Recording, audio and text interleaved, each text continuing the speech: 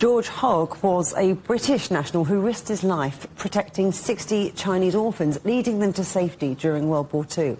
I spoke to his great-nephew, Peter Jarvis, who's attending the parade.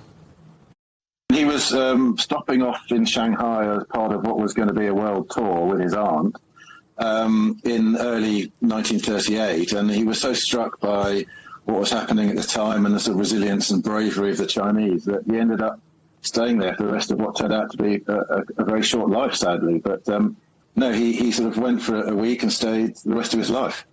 So you're saying he stayed in China by accident? I mean, what was it? What are the memories and the anecdotes that you can remember being passed down that led to that decision?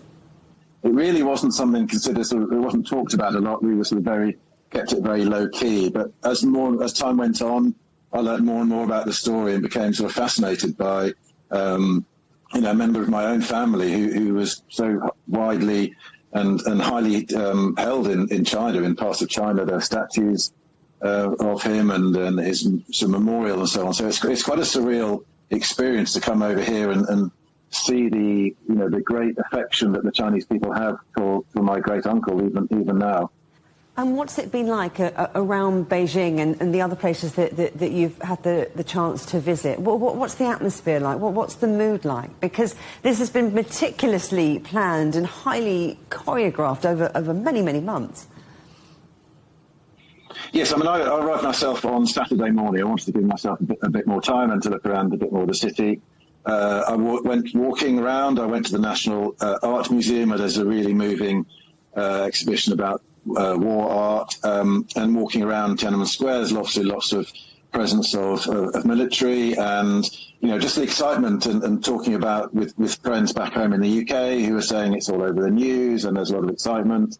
I've seen news snippets, reading newspaper articles, CGTN and so on. So, yeah, it seems to be the world's eyes are on what's going to happen tomorrow, which to be invited is very humbling. I personally haven't helped any of the Chinese, obviously, in the war, but my great-uncle was a huge help to them, and I'm here representing the whole family. It's an honour for me to be here. And what would you say you're most looking forward to about the parade? There's going to be a huge showcase of military prowess, but what are you particularly looking forward to?